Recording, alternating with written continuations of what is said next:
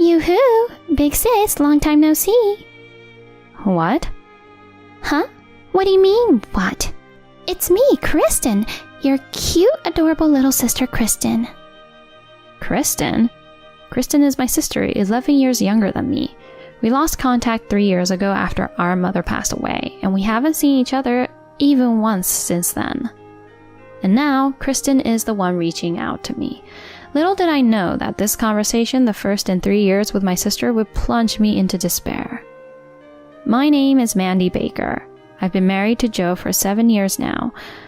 We don't have children, but we've lived a peaceful, content married life without any problems. Naturally, our relationship is very good. Perhaps the reason we've maintained a good relationship is because we don't interfere too much in each other's business. Joe always wakes up early for work and comes home on time. No matter what, he always returns on time. After getting married, I quit my job and started working mainly from home. It might not sound great, but now is the best time for managing both household chores and work. Of course, I do go to the office, but that's only about 5 times a month. So I'm able to balance housework and my job without overexerting myself. Joe always tells me, "It's really helpful that you're always at home, Mandy." He always speaks kindly. I'm really glad I married someone so gentle and calm. At first, I wondered if it was okay to marry someone so quiet and hard to read, but now I'm convinced it was the right decision. You've been smiling to yourself. What's up? Oh, don't worry about it. It's nothing. It was during these ordinary days that something happened. As soon as Joe returned from work, he said, "It's sudden, but I have to go on a business trip for a week starting tomorrow." Huh? Tomorrow? That's so sudden. I was surprised too. This has never happened before, but it's a company order, so it can't be helped. Joe spoke calmly about his business trip, but his expression seemed somewhat pleased. The business trip was to LA. Apparently, it's for an important project to explore new business opportunities. This time, the project centers around me, so I've got to do my best. Wow, that's interesting. Surprisingly, he seemed eager about this business trip. Normally, being motivated for work is a good thing, but I couldn't help feeling a bit suspicious about Joe. He had never shown enthusiasm for his work before, so this sudden change was unexpected. Maybe he wanted to be relied on more? Well, regardless, he must be happy to be entrusted with such an important task. So, I'm counting on you to take care of things at home. Although I had my thoughts, this was a chance for some alone time, reminiscent of my single days before marriage. The freedom and space I thought I wouldn't experience again after getting married were suddenly mine to enjoy again. Thinking about it made me feel a bit guilty towards Joe, but I couldn't help feeling excited. The next day, as planned, Joe went on his business trip to LA. Alright, let's get the cleaning done first. Today is a day off from work. Seizing this rare opportunity, I quickly finished my household chores and moved on to enjoy some coffee time. For lunch, I invited a friend out for Italian. It's been a while since I've had such a relaxed and free time. And for dinner, maybe I'll do a solo barbecue. Once I decided, I immediately went to the nearby supermarket to buy the ingredients, and after purchasing what I needed, I headed straight home. And then, let's eat. That was when it happened. A call came through on my smartphone from an unfamiliar number. Feeling slightly annoyed by the timing of the call, I answered it to hear, "Yoo-hoo, big sis, long time no see." What? What do you mean, what? It's me. Me, Kristen, your cute, adorable little sister, Kristen. Kristen? Kristen is my sister, 11 years younger than me. We lost contact 3 years ago after our mother passed away, and we hadn't seen each other even once since then. For Kristen to contact me out of the blue like this made me slightly suspicious of her intentions. It's been 3 years, huh? I never thought I'd hear from you, Kristen. I never thought I'd be contacting you either. But you're happy to hear my voice after such a long time, right? Yes, I am happy. But why are you contacting me out of the blue after 3 years without a single call? What's with that attitude? Your cute sister finally contacts you after so long, and that's how you respond? I'm starting to question your humanity, big sis. I'm the one questioning humanity here. You disappeared suddenly during Mom's funeral. never answered any calls, and do you have any idea how worried everyone was? Yeah, I get it. This dismissive tone. Kristen hasn't changed a bit in 3 years. You're almost 30, you know. Shouldn't you stop talking like that? Eventually, no one will want to deal with you. That's none of your business. You're still as nagging and annoying as ever, big sis. Keep that up and you'll just turn into a nagging, troublesome old woman. Sorry for being so troublesome, but really, why are you contacting me now? I assumed it wouldn't be anything serious, considering it was Kristen. However, Kristen said something unbelievable. Actually, I'm with Joe right now. In the same room, sitting right next to each other, all cuddled up. What? She said she's with Joe right now? Kristen's nonchalant tone made me doubt my ears. Today is our 3-year anniversary of being together. And Joe reserved a fancy hotel for our special day. I was left in a daze by Kristen's words, unable to comprehend the situation. Yet she continued talking as if unaware of my state. Hey, are you shocked? Your silence means you are. Well, it's only natural. Your husband is cheating on you. And with your own sister, no less. With those words, I could roughly grasp the situation. But hearing it directly from my own sister was painfully hard. So, I know it's tough right now, but could you hurry up and divorce Joe? He wants to be with me, not you. Joe said he'd rather be with me than you. Then show me proof that you two are together right now. What's that? You still want to resist even when you know the outcome? Or is it your pride as Joe's wife? Kristen's words painfully conveyed that they were indeed in that kind of relationship, but I couldn't just simply back down. Seriously, how can you not believe it after all I've said? You're so delusional. Following that, Kristen sent me several photos. They were unmistakably pictures of them together, evidence of their affair. Convinced now? So hurry up and divorce Joe, okay? He's not interested in you anymore. I'll be waiting for a good response. Bye. Kristen hung up, clearly satisfied with having taken Joe from me. My solo barbecue, which was supposed to be fun, felt like a last supper. I mechanically ate the food in front of me, but my initial appetite was gone. That night, I reminisced about the life Joe and I had shared. Tears naturally fell as memories of us flooded my mind. It was fun. This simple utterance solidified my decision to divorce. A week later, Joe returned from his fake business trip. I'm home. His expression was unchanged. Despite lying about the business trip and actually going on a cheating vacation with Kristen, I couldn't understand how he could look so normal. He carelessly threw his luggage on the floor and heavily sat down on the sofa, taking a deep breath. And there, Joe looked at me with sharp eyes. In response, I glared back at him just as sharply, but he was unfazed. It was proof that Joe felt the same as I did. I think you know this already, but I'm divorcing you. Yeah. Did you bring the divorce papers? When I placed the divorce papers already filled out with my name on the table, he signed his name as if he was merely signing for a package delivery. To Joe, divorcing me was nothing more than a trivial matter. Make sure you submit these. I'll be busy from now on. Hey, can I ask you one thing? What was our marriage to you? It's just something that happened. Saying that, Joe quickly packed his things and left me. That was the moment our marriage ended. The next morning, I headed to work, still groggy. Today was a day I had to work at the office. I was anxious about whether I could perform well given my current state, but once I started working, my body, which felt as heavy as if I was carrying iron weights, moved naturally. The more I moved, the clearer my head got, and my concentration increased. Before I knew it, it was time to finish. I had woken up feeling completely unmotivated due to the shock of the divorce, but somehow work went smoothly. This feels weird. While getting ready to go home, I was confused by the inexplicable contradiction within me. Arriving home, I collapsed onto the sofa. I let out a sigh involuntarily. The person reflected in the mirror on the table looked like a different person from when I was working. Is this really me? As I was staring blankly at my reflection in the mirror, my smartphone rang. It was Kristen. Hello? Yoo-hoo, big sis, how are you? I'm super great. Oh, that's good for you. So what do you want? Huh? You sound down. Something bad happened? Or is it because you're divorced now, you don't feel like talking to anyone? Whether she was happy because Joe came to her or because I was alone, I couldn't tell, but it was clear she was taunting me. Did you call just to say that? Of course. There's nothing more enjoyable than watching someone who's had a pleasant life suddenly get dragged down to hell.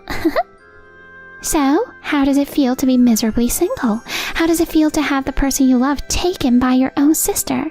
Come on, tell me. Big sis. She's really nasty. She wasn't like this when we lived together.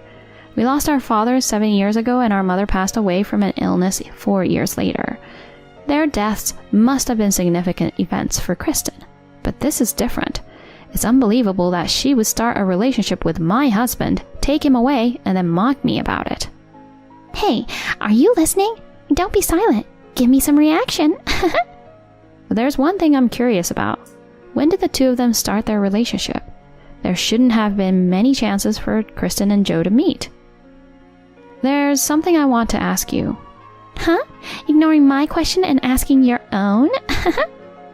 When and where did you meet Joe? There shouldn't have been many opportunities for you two to get to know each other. Oh, that's easy. I approached Joe at Mom's funeral. He wasn't entirely indifferent and told me he liked me, so we exchanged contact information and have been nurturing our love ever since. Unbelievable. What does she think Mom's funeral was? While everyone was mourning and dressed in sorrow, the two of them started their romantic relationship right away. I suddenly felt an immense disgust towards the actions of the two. Then Kristen said, In the end, men always prefer young women over older ones. Joe realized that after considering his marriage with you. If he's going to spend his hard-earned money, it might as well be on someone young and cute. You're so foolish, letting go of a husband who earns $10,000 a month. And don't tell me you're planning to marry Joe. What? Of course, I am going to marry him. I'll marry Joe and live a luxurious life. I knew it. Kristen was planning on relying on Joe's money. Just watch. Me and Joe will be happy, but you'll be unhappy in the end. But you, just enjoy your single life and be on your own. Kristen confidently declared her future happiness with Joe and ended the call. A week passed. Let's do our best today. Today was a long day at the job. Gradually, the shock of the divorce was subsiding, and I was trying to immerse myself in work like before. Suddenly, someone knocked on the door. As I said, "Please come in," and opened it, I was surprised to see who stood there. Yoo-hoo! Your beloved girlfriend has arrived. Huh? Kristen? What? There stood Kristen. Both of us were stunned by the sudden encounter. Why are you here? No, that's what I wanted to ask her. Why are you here? Where's Joe? I came to see Joe. Don't you think it's rude to just show up unannounced asking for Joe? From my perspective, the question is, why are you here? What? That doesn't make any sense. It seems Kristen is utterly puzzled by my presence here. From what she's saying about Joe, she must have thought he worked here. Did you think Joe was here? So what if I did? It's none of your business. Just as I thought. Kristen believed Joe would be here. But why would she make such a mistake? Where's Joe? And why are you here? This is Joe's company. Outsiders like you better just leave. This is exactly how I imagined it would go. Kristen was under the impression that Joe owned this company. Are you listening? Please leave. You divorced Joe now, so I don't want you meddling anymore. Well, I don't intend to, but... Ah, I see. You're here because you're struggling for money, right? You came to get some money from Joe. Pathetic. Maybe it's time to stop indulging Kristen's misunderstandings and reveal the reality. I hate to break it to you while you're so desperate, but this isn't Joe's company, it's mine. What? This company was founded by me 3 years ago, and I'm the CEO. What? What? I had to explain everything from scratch to Kristen, who seemed to not grasp the situation. This is a company I started from scratch after getting married.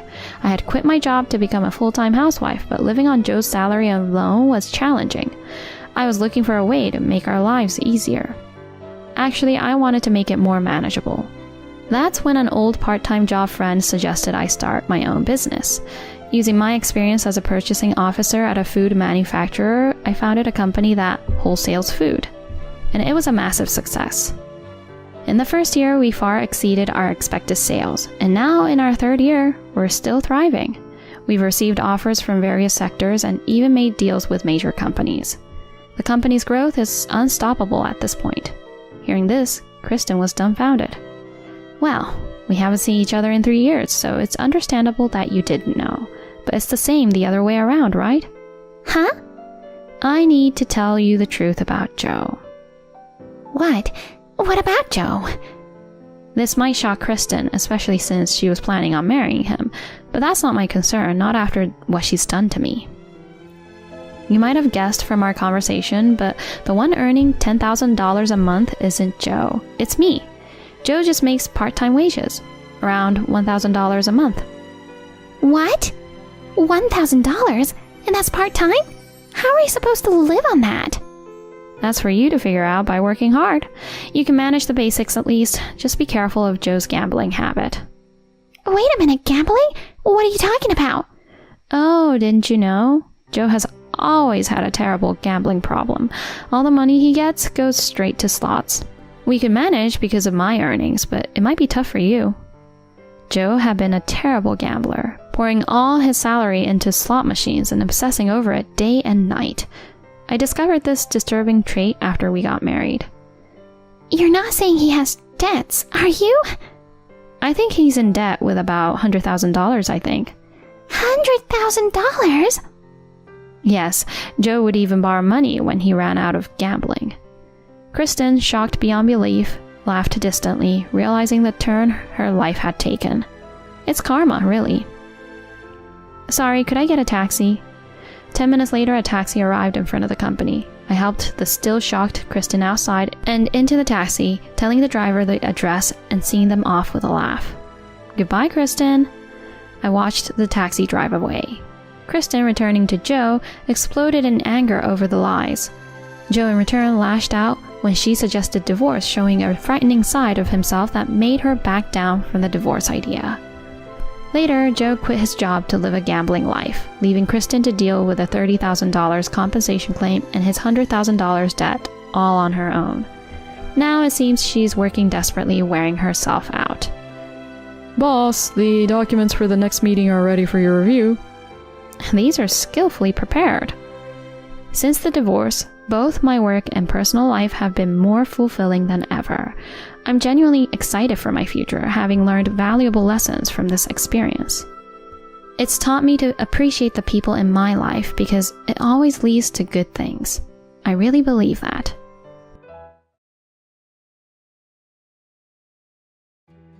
Why? Why is Lucy? I'm demanding alimony from you. And the return of money you've been using without my permission.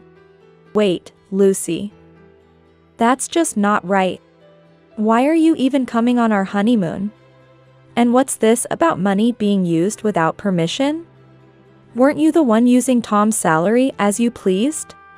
I couldn't believe what she was saying. Tom, is that how you explained it? Even though I earn more and have been supporting our livelihood? I am Lucy, a 32-year-old company employee. It may sound self-praising, but I am a career woman working for a very famous large corporation. Ever since I was young, I've been hardworking and competitive, striving to be the best in everything, including studies and sports. Thanks to my efforts, I was able to attend a prestigious university and, following a vigorous job search, secure a position at a well-known large corporation. To outsiders, it may seem like I'm on the elite track. Prestigious universities and famous companies are gathering places for top talents. It's quite challenging to rise through the ranks among them. However, I've continued to polish and improve myself through persistent character and effort. I've been work-focused, but I also got married 2 years ago. My encounter with Tom, my husband, was through work. Tom was in a different department but was transferred to mine due to a personnel change. I am very serious by nature, completing my duties on my own without relying on others, rather taking on a role to support my colleagues. Tom, on the other hand, always keeps a smile, occasionally mixing jokes, fulfilling a beloved role in the workplace through reliance on others. Our personalities are quite different, but I was naturally drawn to Tom's broad-mindedness. I am stubborn and rarely change my mind, but being with him makes me feel softer. He also showed interest in me, leading to dates and eventually a relationship. Our relationship progressed smoothly, and before we knew it, a year had passed, and we were married. Our wedding was attended by many colleagues, supervisors, friends, and family, making it a very happy occasion. Our newlywed life felt very fulfilling. Being working spouses, we shared household chores to avoid burdening one another. We spent our days off together, planning trips and enjoying our holidays. However, about a year into our marriage, our circumstances drastically changed. First, I was promoted. Then, my husband decided to change jobs. I asked him why he decided to change jobs. He said, "With Lucy around, I thought it would be hard for me to get promoted.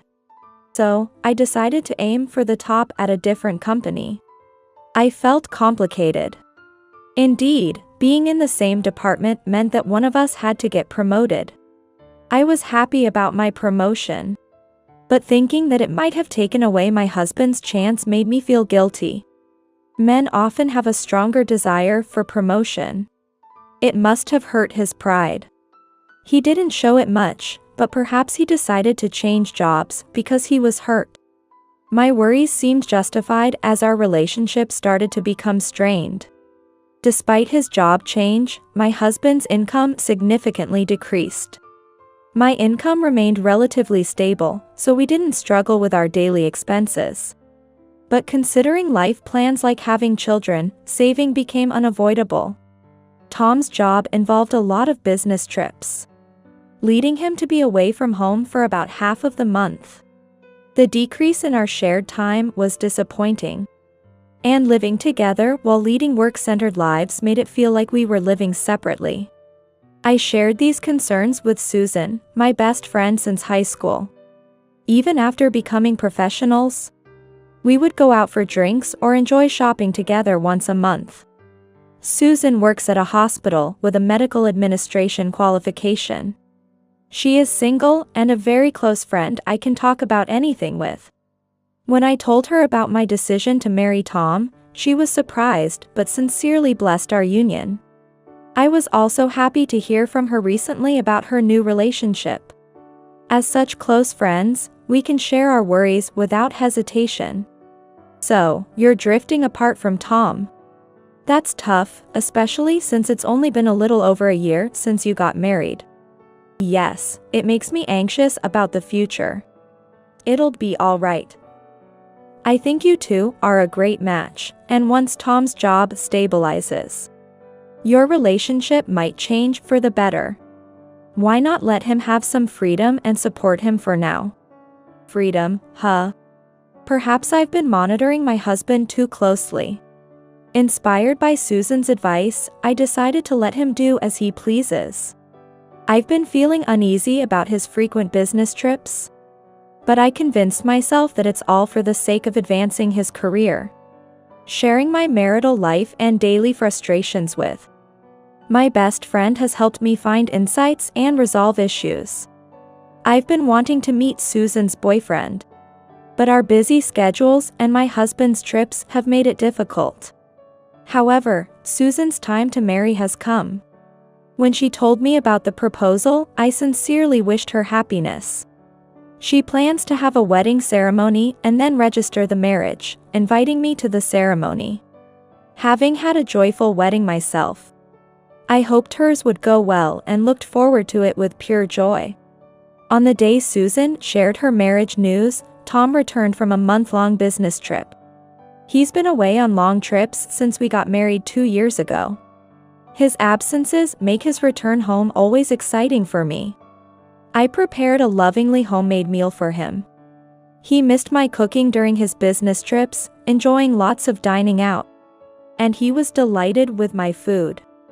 After dinner, I suggested a bath to help him relax. While he went to the bathroom, I noticed his phone on the living room table, left behind. Which was unusual as he always carries it with him, even to the bathroom. Approaching to bring it to him, a message popped up just then, startling me. I couldn't see the sender's name, but the tone seemed female, complete with heart. Even for work relations, using heart emojis is uncommon. The message read, "This week was so much fun." I've never doubted him before. But his constant travel and attachment to his phone made me consider the possibility of infidelity. I trusted him and didn't think him capable of such actions. Yet, seeing a message suggestive of cheating planted doubts about him in my mind. I wanted to discuss this unsettling feeling with my best friend, but hesitated to bring up such a negative topic during her joyful wedding preparation. Seeing the message disturbed me, but on reflection, there was no direct evidence of cheating. It could have been a message not just for my husband, but from a group chat. While I still want to trust my husband, I've decided to observe his actions for a while. Then, one day, I received such news from Susan. "It seems I'm pregnant." "What? Pregnant?" "Yeah, the doctor said I'm 5 months along." "Really? Congratulations." I was overjoyed by my best friend's sudden pregnancy news. It's double the happiness, not just her marriage, but also her pregnancy. I haven't met my best friend's fiancé yet, but I wanted to meet him soon to celebrate. Finally, the day of Susan's wedding arrived. My husband was away on a business trip as usual. Since seeing that message, I haven't found any evidence of his infidelity. I might need to confront my husband about the message. But considering he always carries his phone, I'd have to admit I saw it without permission. If he wasn't cheating, it could make him angry, and I might lose his trust. And if he was actually cheating, I'm not sure if I'm ready to face that fact. I've been feeling down lately, stuck in a cloud of gloom, but today is my dear friend's special day. I got ready with special makeup and hairstyle and left the house. My friend chose a popular venue that's in line with recent trends.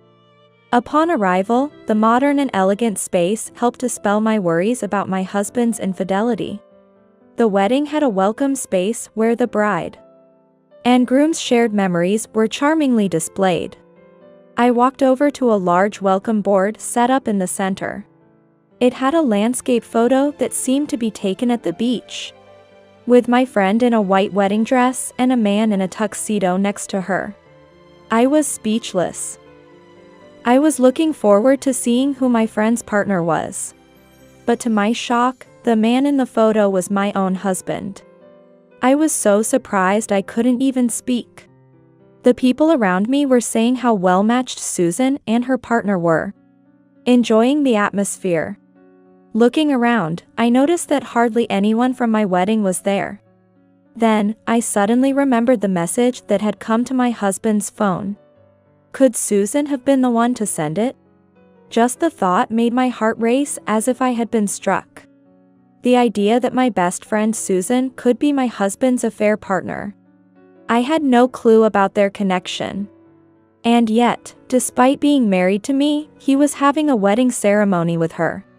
What was he thinking? Bigamy is illegal, and they shouldn't be able to submit a marriage certificate. Could it be that I thought we were married, but our marriage certificate wasn't accepted? Amidst the joyous atmosphere, I felt engulfed in darkness. The celebratory voices of those around me felt distant. The more I thought about it, the more unsettled I became, unable to escape this unbelievable situation. A friend noticed something was off and came over to talk, but I couldn't stay there any longer.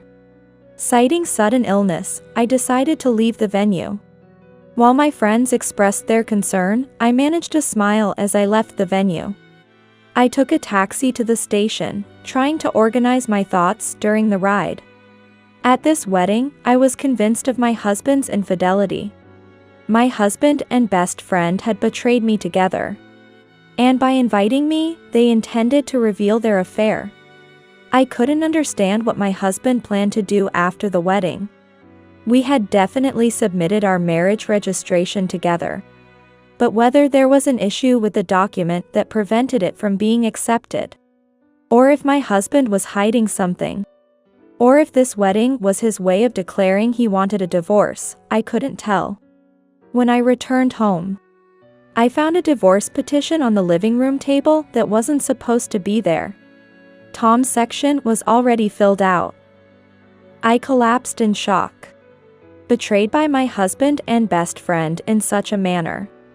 What was Susan feeling when I confided in her about Tom? And it turns out, Tom is the father of Susan's child. I immediately contacted my parents to come over. They rushed to see me after hearing the situation. My mom hugged me, and my dad was furious at Tom. I decided to pack my belongings and go back to my parents' house.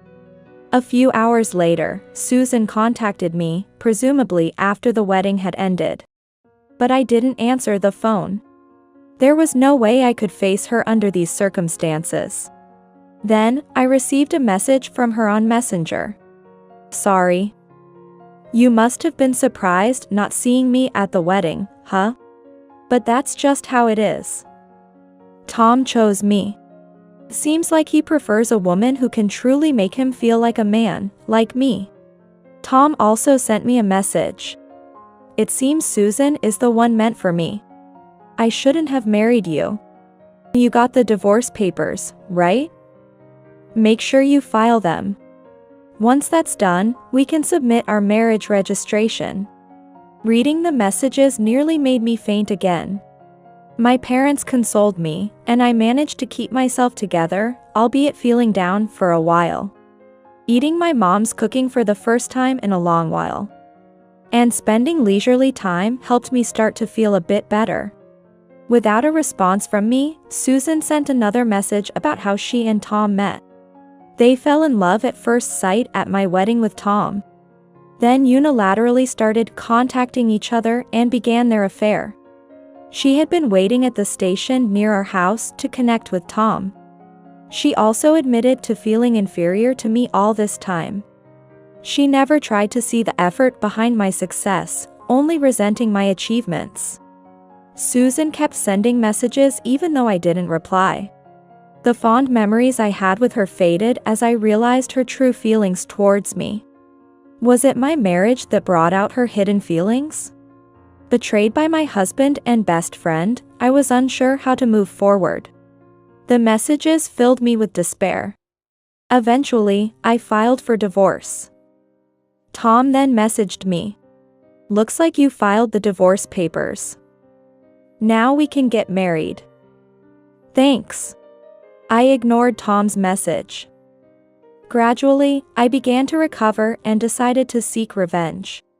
According to mutual friends, they planned a honeymoon abroad in 2 weeks, which would be expensive. Despite Susan working, it was unclear how Tom could afford such a trip. Since our marriage, we had been saving a fixed amount in a joint account every month, managed entirely by Tom. I trusted him to deposit the money as agreed, handing over cash to him each month. It seems our savings were misused for Tom and Susan's honeymoon. The money I had been contributing for our future was taken by his deceit for an affair with my former best friend. I resolved never to forgive Tom. Their honeymoon destination was Spain. I managed to get their itinerary and flew to Spain before them. Having studied abroad, I'm fluent in Spanish and had made friends living in Spain. With a local friend to help, I contacted them immediately to explore popular tourist spots, predicting Tom and Susan's movements. They were likely booked at a hotel popular with American tourists, and sure enough, they appeared. I waited in the hotel lounge and headed to the lobby the moment they arrived. Tom's face drained of color, not expecting me, and Susan was visibly shocked. Why? Why is Lucy here? I'm here to demand compensation from you. And the return of the money you've been using without my permission. Wait a minute, Lucy. That's just not right. Why are you even coming on our honeymoon? And what's this about money being used without permission? Weren't you the one using Tom's salary as you pleased? I couldn't believe what she was saying. Tom, is that how you explained it? Even though I earn more and have been supporting our livelihood? What? What are you talking about? Tom had to change jobs because I was promoted first. And his salary significantly decreased. Change jobs? I didn't know that. Isn't he working at X company? That's in the past. He quit because he couldn't get promoted while in the same company as me. Since then, I've been putting a fixed amount into our joint account every month. But when I checked, it was all gone. So, it was used for this honeymoon, right? As I pressed, Tom's face turned pale. Tom, is that true? Well, never mind. The main reason I came to Spain was to confront you both and ruin your perfect honeymoon. I never expected Susan to know nothing about Tom's job. You've been hiding it to keep up appearances, huh? Glad I got rid of a man who's dishonest and pretends, cheating like it's nothing. Thanks for taking such a pathetic man off my hands, Susan. You're really kind, Susan. Now I can spend my hard-earned salary all on myself. Oh, and I've moved out of the house we lived in together. What? It's in my name, after all. I've sent all your stuff to Susan's place. But, well, good luck with everything. Wish you all the best. Both of them were pale-faced as I left and joined my friend for drinks. The beer tasted exceptional after saying everything I wanted.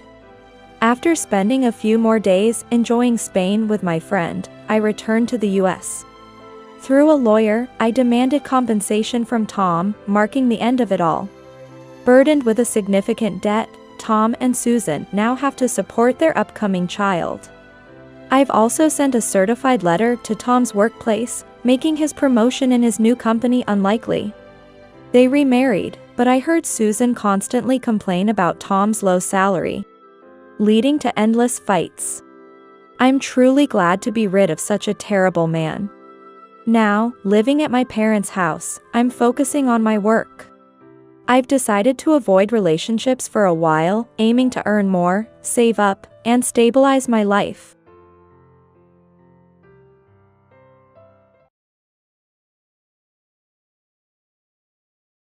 I'll do anything for a good life. David wore a smile as if basking in self-satisfaction. At first meeting, he seemed like a charming young man, but now, he just looks like a superficial, petty villain. I'm set for life with a reverse dowry. Proudly lifting his chin, David flicked a business card held between his index and middle finger towards me. Every move he made seemed so pretentious it was nauseating. Has the person I once considered marrying always been this unpleasant? I reluctantly accepted the business card. Which real estate? Oh, that place. David, having married into the family, had changed his surname. The name was familiar to me. Of course, the company name written next to his name as well. Unfortunately, it looks like we'll be seeing each other monthly. What a shame. I was hoping I'd never have to see you again. Now it was my turn to hand out a business card. Seeing it, David's face turned as white as a sheet. I am now 45 years old.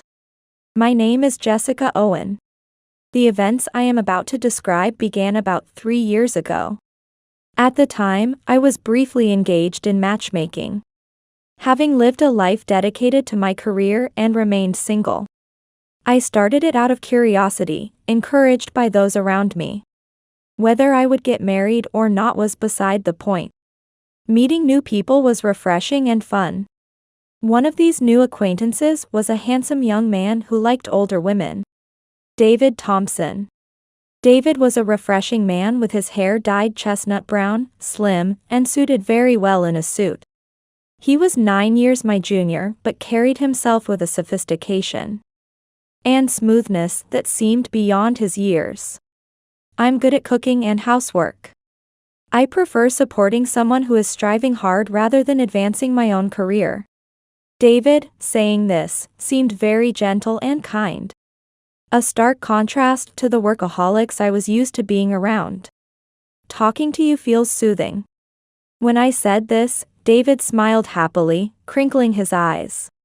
At times like these, he looked his age, but usually, he had the calm demeanor and stability of someone my age. Talking with the attentive David was enjoyable, and before I knew it, I was looking forward to our meetings. Unbeknownst to me, I was being drawn to David, a mistake I was yet to realize. The first sign of discomfort was his insistence on being treated during dates. It was less about him wanting to be treated and more about him signaling he had no intention to pay. Thank you for the meal. After finishing our meal and conversation at the restaurant we went to for our date, David stood up with the brightest of smiles and started walking away, completely ignoring the bill. It caught me off guard at first. He was almost 10 years my junior, and I earned more, so I didn't mind treating him. But I wished he would at least pretend to reach for his wallet. Wondering if it was wrong to expect that. It's not that I don't want to pay. It's just your attitude of taking it for granted that bothers me. Couldn't you at least pretend to feel bad about it? The situation left me feeling uneasy, and I sought opinions from those around me. Receiving mixed responses. Some said the one earning more should just pay and be happy about it, while others believed it's customary for the man to treat. Someone even said to me, going Dutch feels much clearer, doesn't it? One opinion that struck me the most was that I should directly ask the person I might marry in the future. Indeed, if we were considering becoming a family, it wouldn't be good to keep these feelings bottled up. I decided to confront him directly. You know, I've been the one paying most of the time, right? From now on, I'd like us to go Dutch or take turns paying. What do you think? David seemed momentarily taken aback. He cleared his throat and appeared to ponder for a few seconds, as if choosing his words carefully. Then, he sincerely apologized before explaining. Among men, it's customary to treat someone older or in a higher position as a sign of respect. So I misunderstood. Even with women, and especially with someone senior like you, Jessica, I thought it was only polite to simply say, "Thank you for the meal," and bow my head to make you feel appreciated. I'm not used to this whole matchmaking thing. I guess I could have offered to pay. I'll make sure to do so from now on. Indeed, among the older men I know, it's quite common to treat others, almost as a matter of pride. I was satisfied with his explanation, and we agreed to take turns paying from then on. However, a sense of unfairness continued. When it was my turn to pay, we would go to nice restaurants, movies, and museums. But when it was David's turn, we'd end up at cheaper places, like cafes for meals and parks for outings. It might just be a difference in preferences, but it left me feeling a bit uneasy. However, before I could even start to complain, David said, "I'm sorry I can't take you to nicer places when it's my turn to pay. My income is limited, so this is the best I can do, you see." He showed me his bank book with a disheartened look. Understanding his situation, I felt completely fine with it and forgave David. After all, I wanted to choose a partner based on compatibility, not their financial situation. So his considerate behavior actually made me think highly of him. Compatibility is what matters most. I decided to commit to David. 2 months had passed since we started dating. Meeting David on the weekends had become a part of my routine. That day, I was out on a date with David again. I arrived at our meeting spot nearly 10 minutes early. From a distance, I could see the bench where we agreed to meet and smiled. David had arrived early too, which made me happy thinking he was looking forward to it as well. Excited, I decided to surprise him by sneaking up behind him. As I approached, David's phone rang. I paused, not wanting to interrupt, and overheard David answering the call in a relaxed tone. Hey. No way. Today's my day with the old lady. Yeah. Let's catch up another time. I unintentionally eavesdropped. It seemed David was turning down an invitation from a friend. He quickly ended the call and yawned, appearing sleepy. The phrase, day with the old lady, bothered me immensely. I couldn't help but suspect he was referring to our meeting day. I discreetly left the spot and calmed myself with a cold coffee. While pondering whether to confront him, I returned to the meeting place 5 minutes past our scheduled time. I apologized for being late, and David smiled kindly. No, I've just arrived too. You're busy with work, aren't you? As always, he's the picture of a refreshing, good-looking guy. He smiled sadly after mentioning work, looking as if he desperately wanted to see me. It made me wonder if the earlier incident was just a misunderstanding. With a tentative smile, I decided to proceed with our date as usual. Today was David's turn to pay, and unusually, he suggested a slightly upscale restaurant. We arrived at the restaurant in David's car and were seated at a somewhat secluded table. It appeared he had made a reservation, which was rare. As we settled in, David suddenly became nervous and straightened up. Jessica, these past 2 months, I've looked forward to every weekend I could spend with you. I've started to wish I could see you every day. If you're okay with it, would you marry me? It was an unexpected proposal. Overjoyed, I momentarily pushed my earlier suspicions to the back of my mind. Thank you. I'd be honored. And so, we got engaged. Naturally, this meant leaving the matchmaking agency as we moved towards marriage. The following week, we went to look at rings together. It was just window shopping for now, but I remember feeling quite excited. On our way back, as we rode in the car, we discussed our future. We also need to decide on a date to meet each other's parents. It's going to be busy. I stretched with a and David agreed. I was in the passenger seat, and David was driving. I had gotten quite used to this arrangement. I was still carefree at the time. Despite the growing excitement and anxiety about the future, I believed we could support each other through it all. Jessica, you're so busy with work, it must be really hard for you. I've always admired how dedicated you are. I want to be a husband who can support you in that regard. If you're okay with it, I wouldn't mind being a stay-at-home husband. David spoke happily about the future. His cheerful profile looked so cute. When he joked about becoming a stay-at-home husband, I couldn't help but giggle. I'm planning to quit my job after we get married, but we'll be okay, financially. When I said this, David turned to me with a surprised look. After that, he became quiet. Usually, he would insist on spending more time together, but today, he headed home early. I found David's behavior strange, but hadn't yet realized what was happening. After that, David changed dramatically. He kept making excuses about being busy or not feeling well whenever I suggested meeting up. Hey, we're getting married, right? I want to start planning our schedule and we haven't even made our family introductions yet. What's really going on? Did something happen? I pressed him over the phone, but David remained evasive. Even when we did manage to meet, he seemed distracted. Just when I was getting seriously worried, the situation took a drastic turn. Suddenly, David broke up with me.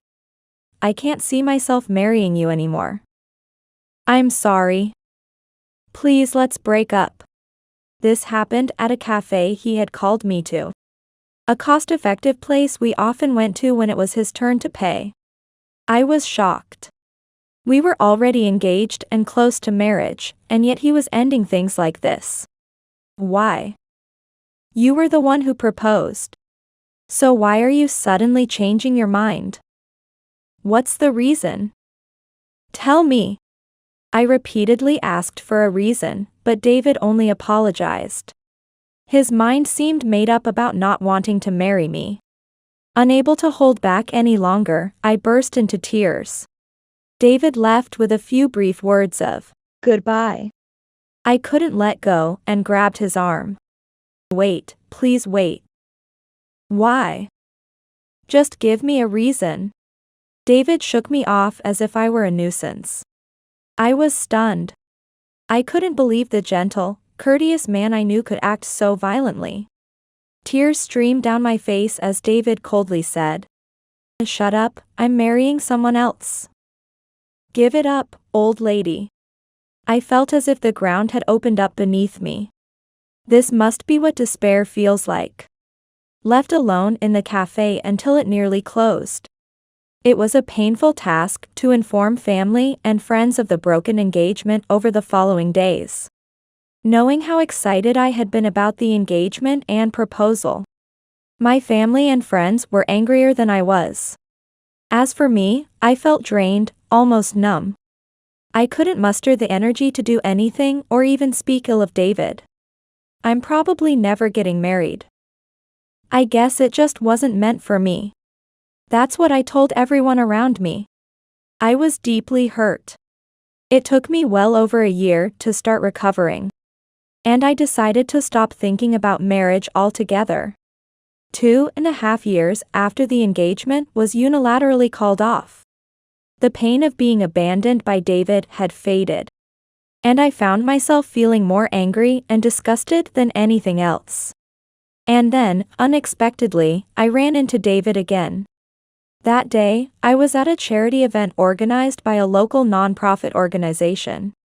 Originally, it was my father who was supposed to attend this event. But he caught a cold and even developed a fever, so we decided it was best for him to stay home. The venue was filled with people of all ages and walks of life. I was there to greet people on behalf of my father, and while making my rounds, a couple caught my eye, making me catch my breath. The man was unmistakably David, the one who had left me. He was cozily snuggled up with a considerably younger woman. She was obviously much younger than David. I remembered how he used to say he preferred older women. Seeing him laughing joyfully, his arm around the waist of the young woman beside him, I felt a surge of indignation. Our eyes met for a moment. Displeased, I moved away to talk to someone else, but David came over to me alone. "Hey, long time no see. What are you doing here?" The face that once bore a refreshing smile was now twisted into an incredibly annoying grin. I felt truly disgusted and sighed. "Can you not talk to me? I'm busy." Your tastes have really changed, haven't they? Weren't you into older women? David then laughed as if he found it immensely amusing, coming even closer despite my grimacing face. As I tried to walk away, David whispered in a low voice, "I never really liked older women. I hated the idea of being with an old lady. I just thought it made sense because older women have money." I stopped dead in my tracks, remembering how David had referred to Old Ladies' Day during a phone call. It seemed that was indeed referring to the days he spent with me. I'm not particularly vain about wanting to look young. Nor do I mind being called an old lady under normal circumstances. But the way a old lady was used in disdain really angered me. I clenched my teeth in frustration. I'll do anything for a good life. That's why I married the daughter of a real estate agent. David walked away with a self-satisfied smirk. I once thought he was a decent person, but the current David seemed like a petty villain. If he could change his impression so drastically, perhaps he should have considered acting instead of hunting for a wealthy match. I'm set for life with a reverse dowry. Proudly tilting his chin, David flicked a business card held between his index and middle finger towards me. Every move he made felt pretentious, making me feel nauseous. Has the person I once considered marrying always been this unpleasant? Reluctantly, I accepted the business card. Which real estate? Oh, that one? David had apparently taken his wife's surname, changing his own. The surname was familiar to me. Of course, the company name written next to it was as well. David's new surname was Johnson, and the company name was Johnson Real Estate. Without even checking his position, I handed the business card back. Unfortunately, it looks like we'll be seeing each other monthly. What a shame. I was hoping I'd never have to see you again. Saying this, I handed over the business card my father had given me to David. He looked utterly confused for a moment. Owen. Wait, does this mean you're related to? He mumbled, his complexion changing. It seemed he finally realized my father and I shared the same surname. Even if he was slow to catch on, I explained it to him in detail so even he could understand. That's my father. He couldn't make it today, but you're lucky. He probably wouldn't want to see you anyway. My family owns a significant amount of land. We're what you'd call major landowners, with assets possibly worth around $20 million. The reason I said I could quit my job after getting married is because we have enough passive income to live comfortably. The fact that I worked at a company was purely for my own sake. I enjoy working. So, after getting married, I plan to quit my day job and help with my father's land management business. In other words, by dumping me, David missed out on a far bigger, reverse dowry opportunity than he could have imagined. And while Johnson Real Estate is a decent company, compared to my family's assets, it's like comparing an elephant to a kitten. What? Seeing David speechless, I finally burst out laughing. I had planned to discuss my parents and our family wealth when we went to introduce ourselves formally. Thus, David knew about my job but was unaware that my parents were so wealthy. We've entrusted Johnson Real Estate with some of our properties. Lately, I've been handling land management and other transactions in place of my father. So, despite really not wanting to, I guess I'll have to see you monthly. David was shocked, not just because my family was wealthy. My family doesn't just own land, we also develop it, constructing apartments and buildings on it. One of our business partners is Johnson Real Estate. To us, they are just one of many familiar companies. And we could switch to another company if necessary. But to Johnson Real Estate, my family is an irreplaceable major landlord. Losing our business could indeed endanger their operation. Seeing David's ashen face, I suppressed my rising irritation, waiting for his response. Instead of the expected protest, David surprised me. So that's how it is. Wow, I'm so happy we'll continue to see each other. It must be fate that brings us together. Incredibly, David's attitude shifted as he began to ingratiate himself with me. His shamelessness was astounding, seemingly with a skin thickness of about 15 feet. Please stop.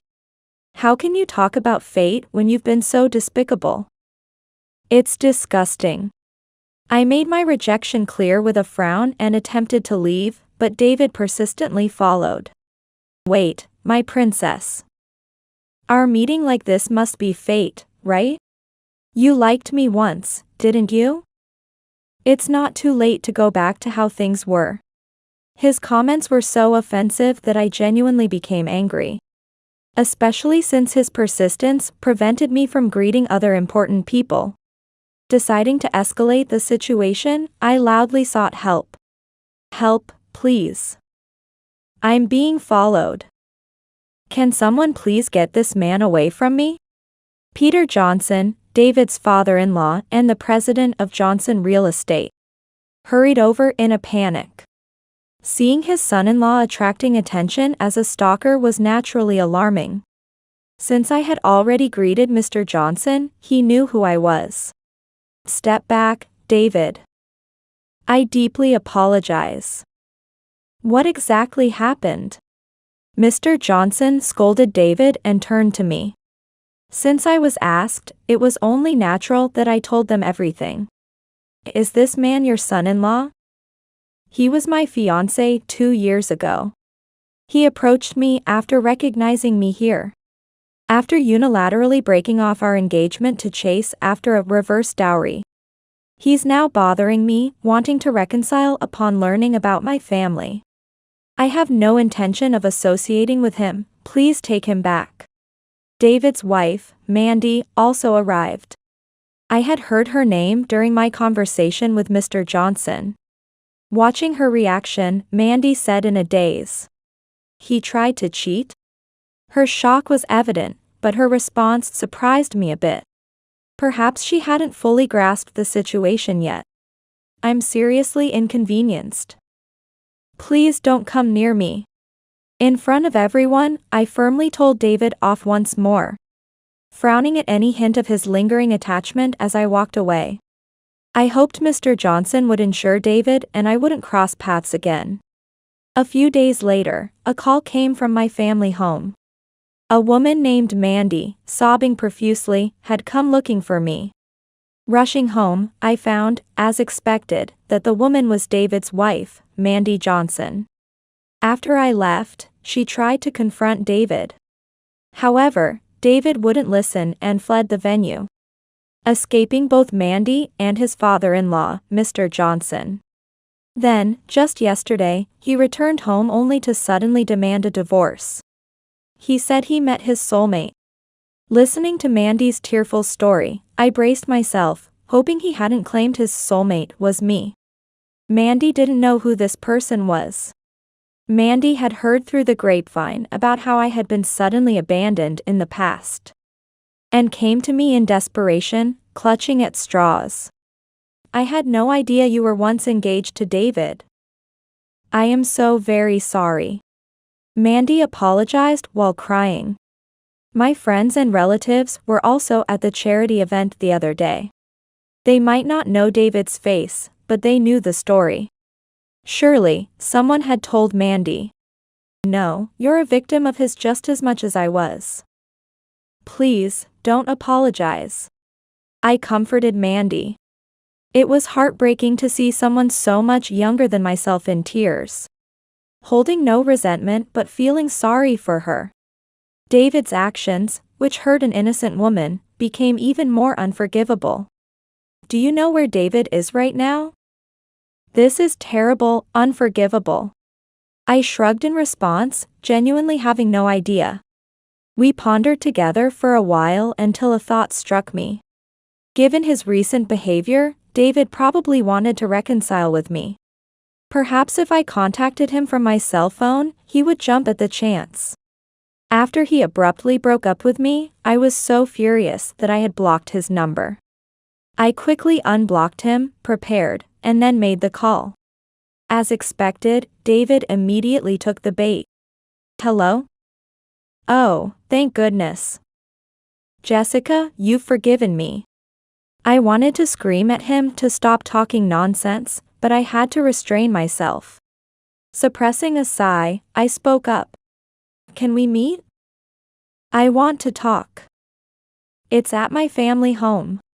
As soon as I mentioned a family home, David's voice lifted even higher, likely anticipating meeting my wealthy parents. Of course, my parents despise David so much they wouldn't want him in their sight. I love you, I'll come to pick you up right away. You were waiting for me after all, weren't you? We were just immature. But if you can forgive me, we can go back to how things were. We are destined lovers, after all. I pulled the phone away from my ear, disgusted by his self-deluded ramblings. Mandy, who couldn't hear the call, looked at me anxiously. I gave her a thumbs up to signal everything was going according to plan. Mandy, can you call your father right now? I whispered to her, and biting her lip, holding back tears, she nodded. I told David the place and time and then hung up. Now, it was time to set the stage. Unaware of the trap that had been set, David naively came to my family's home an hour later. I opened the door to find him practically dancing with joy. Jessica, I didn't keep you waiting. What? Stepping into the house, David froze in shock. Not surprisingly, he was greeted by a furiously angry Mr. Johnson and a weeping Mandy. David, how dare you betray Mandy like this? So it was all about the money from the start. Mr. Johnson scolded him, and David staggered back, pale as a ghost. But there was no escape. I blocked the exit. Waiting for you? In a way, yes, to settle things once and for all. And about the past? I can't just let it go. I'll be claiming compensation for your unilateral cancellation of our engagement. Hearing my declaration, David began to tremble. In his confusion, he stumbled further into the house, right towards Mr. Johnson and Mandy. This is terrible. You never loved me. I can't forgive you. We're getting a divorce. And I'll be claiming compensation too. Mandy, crying, threw her handkerchief at David. Mr. Johnson hugged his sobbing daughter, glaring daggers at David, who collapsed on the spot. One more chance. Jessica. Still not giving up, David appealed to me. If he thought there was even a millimeter of a chance, he was gravely mistaken. I declared with a voice as low as it could go, making myself clear. There's no way we're getting back together. I despise you. I never want to share the same room's air with you again. David was sweating profusely. It was too late for any regrets now. When Mandy's crying briefly paused, David let out a faint murmur. I should have just settled with the Johnsons. His whisper was small, but in the sudden silence, everyone heard it. I was shocked by his words, but Mr. Johnson reacted first. What did you just say? Enraged by the disrespectful comment, Mr. Johnson yelled at David, who practically jumped in fear. Pushed to his limit, David shoved past me and fled outside, tumbling as he ran. I could only stare after him, wondering how someone could end up so pitiful. Well then, shall we call the lawyer? Snapped back to reality by Mr. Johnson's voice. We quickly returned inside to retrieve our smartphones. We had recorded David's disgraceful actions. Of course, the initial phone call was also recorded. Right after David fled, we sprung into action. I'll certainly be claiming compensation for being unilaterally ditched. What about you, compensation and a divorce? Mr. Johnson and Mandy nodded at my question. That very day, we began consultations and prepared to legally corner David. First was my claim for compensation. Given the unilateral and outrageous nature of the breakup, it was undoubtedly granted. By the time we broke up, I was so fed up I didn't even have the energy to sue him. It had been 2.5 years since the engagement was broken off. Barely within the statute of limitations. David's blunder upon our reunion was a massive help. The Johnson family was also fully prepared.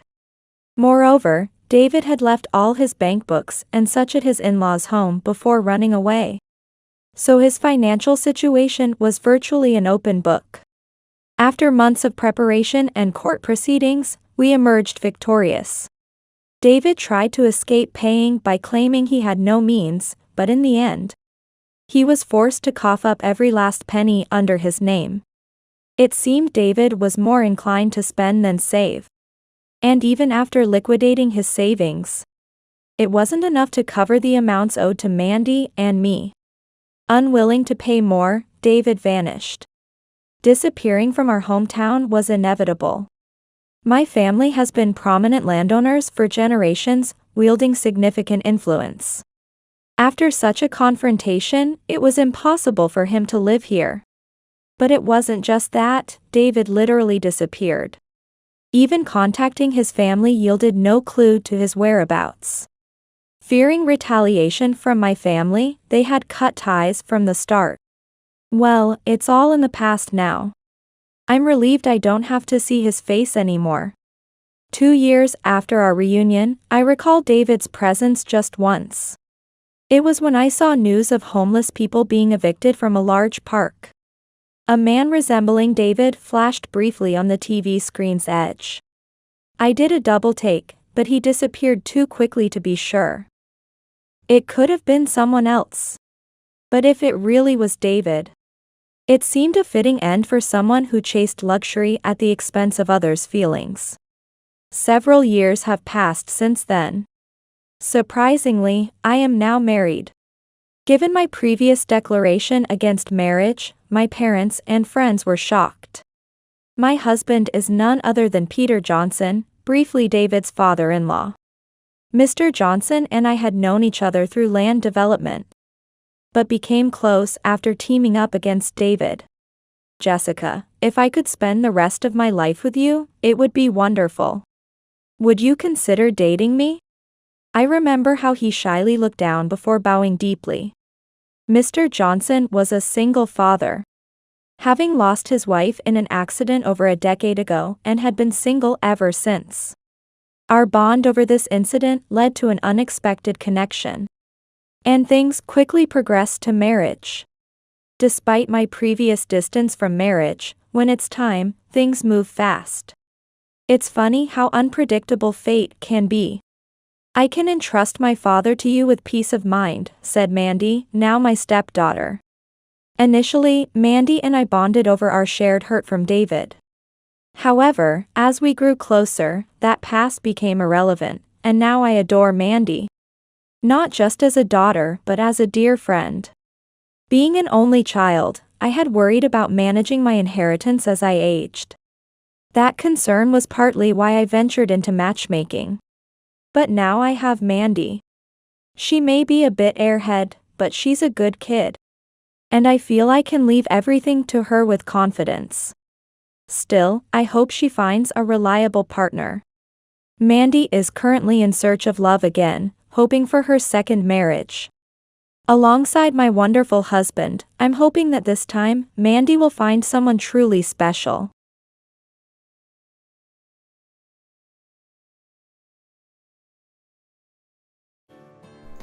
My name is Ashley. I'm currently a vibrant 43-year-old working hard and enjoying every day, but I couldn't say I was very happy 3 years ago. Back then, I was married, but not due to being widowed. Surprisingly, I was kicked out by my husband and found myself single. At the time, I was a homemaker, without children, with my husband, Greg. Despite this, Greg's parents frequently visited us. It wasn't that I was mistreated by my in-laws. In fact, my mother-in-law and I got along quite well, almost like friends. The lack of children between Greg and me wasn't a point of contention for his parents. After medical consultations, it was found that Greg, not I, was the reason we couldn't naturally conceive.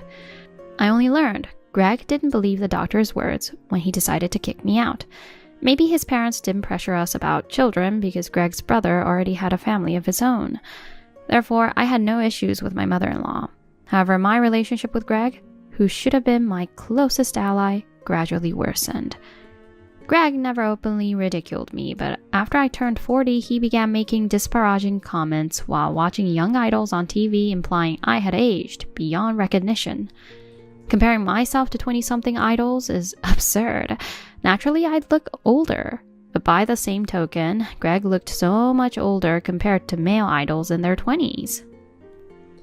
Despite his efforts to maintain an appearance that fits the handsome uncle category, comparing 20s to 40s is ludicrous and petty.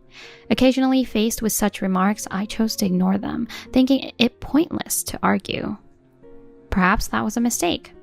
Had I confronted Greg, telling him not to compare ages and that he too looked older than those in their 20s, maybe he wouldn't have acted so foolishly.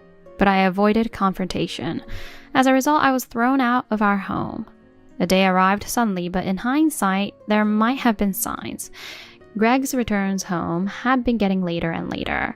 However, since he always said he was working overtime and would notify me by midday when he expected to be late, I didn't worry too much about it. So when Greg came home with a young woman and announced in front of me, "From now on, I will live in this house with this woman. You need to leave quickly," I was utterly dumbfounded. What? What did you just say? "Have you gotten so old that you're hard of hearing now? I told you to leave." Since Greg and I got married when we were 25, we had at least 15 years of memories together. Considering that, Greg's demand for me to leave this house seemed utterly unreasonable. Furthermore, the woman he brought home was a mystery to me. When I asked, "Why all of a sudden? What happened?" he just sighed. His frustrated demeanor only confused me more. He continued in his exasperated state. "I said I'm going to live with this woman from now on. Why can't you understand something so simple? Does staying home all day dull your thinking?" Greg always had a way of looking down on people. Maybe I had become numb to it. Normally, anyone would be upset by such sarcasm. Yet I had always excused it as just his personality. That's probably why he became someone capable of saying such terrible things. When I looked at the young woman next to Greg, wondering if he was cheating, she played with the ends of her hair as if she had nothing to do with the situation. She was probably just finding split ends. Seeing me look at her, Greg stood in front of me and warned, "If you do anything to her, I'll call the police." It became clear that Greg saw me as no different than a stranger, making me suddenly feel sad. Perhaps I had lost his affection. However, I no longer have parents. Told to leave, I had nowhere to welcome me, and being a housewife, I had no place to stay or the means to rent a new place. Unsure of what to do, Greg grabbed my arm and dragged me outside. "Anyway, someone your age doesn't suit me, so get out. Besides, I've been supporting a woman who can't have children like you. You should be thankful." I was shocked by his words, especially since the inability to have children was diagnosed as Greg's issue, not mine. While I was stunned, Greg closed the door on me. Without even my shoes on, I was left outside, standing dazed for a while. Luckily, I had my smartphone in my pocket, so I called my mother-in-law. Crying, I told her Greg had kicked me out and that I was outside without shoes. She said she'd come with my father-in-law right away. When they arrived, they were shocked to see me sitting in front of the door without shoes or a coat and rushed over. They took me into their warm car and my father-in-law repeatedly pressed the intercom, but Greg ignored it. Eventually, Greg said, "Cut it out, Dad. If Mom sides with her, I'll cut ties with my family." Greg, infatuated with a much younger woman, didn't realize his actions were unreasonable. My in-laws, at a loss with Greg, took me back to their home. They fed me a warm meal, and as I realized how hurt I was, my mother-in-law comforted me while I cried. Greg thought I was helpless, but with my in-laws' support, I hired a lawyer and demanded compensation from Greg and his mistress. I got all my belongings back. I also made sure through my lawyer that they would compensate for any damage. The mistress had thrown away my clothes and sold my jewelry, thinking I was gone, so their compensation was added to the alimony. Because of this, they ended up paying more money than they would have otherwise. Greg and his mistress were ordered to pay me $60,000 together. Greg said, "I'll pay it right away." But when Kim asked if he planned to use the family savings and mentioned property division, he was at a loss for words. It seemed he intended to use the savings we had accumulated. We hadn't made any large purchases, so there was a considerable amount saved. Embarrassed, I hadn't realized he planned to use our savings for the alimony. Greg, wanting a quick divorce, went into debt to pay me $60,000 in one lump sum. It made me truly sad to think how much he wanted to be rid of me. In the end, my mother-in-law and father-in-law stood by me. Greg, choosing the other woman, was disowned by them and even his brother. I heard through the grapevine that once the mistress found out Greg was broke and in debt from the alimony, she left him immediately. She likely wanted a man with money, not a penniless 40-year-old Greg. Hearing this, neither I nor my in-laws felt sympathy for Greg. By then, I had moved with my in-laws, and Greg didn't know where they lived. A neighbor near my in-laws' former home told us they saw Greg break down crying when he found the house gone. After disowning Greg, my in-laws asked me, Would you like to be our daughter? I legally became their adopted daughter and lived with them as such. 3 years had passed since my divorce, and I had turned 43. It was then that I unexpectedly encountered Greg, whom I thought I would never see again. The reunion took place at a venue. This venue was hosting a party, where individuals who had won a literary award were being honored, along with writers and members of the public who had gotten tickets through a lottery. Dressed appropriately, I arrived at the venue, only to find Greg outside the building. Huh? Ashley, why are you here? At first, I didn't recognize the person speaking so rudely to me. However, when he remarked, Oh, but you've always liked novels, right? Though I guess at your age, that's about all you can enjoy. I immediately recognized the disdainful tone as that of my ex-husband, Greg. Could it be Greg? Yes, it's me. Couldn't you tell? Have you become even more dim-witted with age? I definitely don't want to age like you. Despite his words, he is the same age as me. Regardless of his reluctance to age, it happens to us all, and it's ridiculous to act as if he's the exception.